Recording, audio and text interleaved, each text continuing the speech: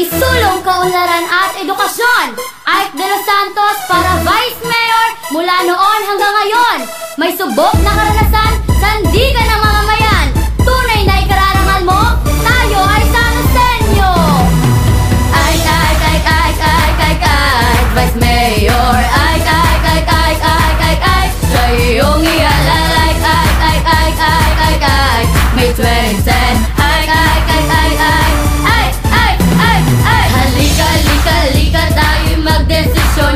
Vice Mayor Ike De Los Santos, siya ang ating best choice. La la la la, sabayan ako sa kantang ito.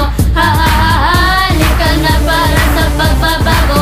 Halika na, tayo na, siping kaya mo yan. Dahil si Ike De Los Santos ang iyong sandalan. Hindi kayang sipagin dahil nasa katwiran, diba? Diba? Oh, sa kadalasan niya sa paglilingkod, ang buhay ay hinanay ng walang pagod. Dapat mong ikarangal, San Joseño dangal. Oh, yeah! Sama-sama, sama-sama na kayo. Tayo na sa lubos-lubos ang pagbabago. Kay Ike De Los Santos, pag-unlad ay lubos. Lahat ay kayang-kayang-kaya dahil sama-sama. Muli ang inaalok, siya ay kumakatok. Pagtitiwala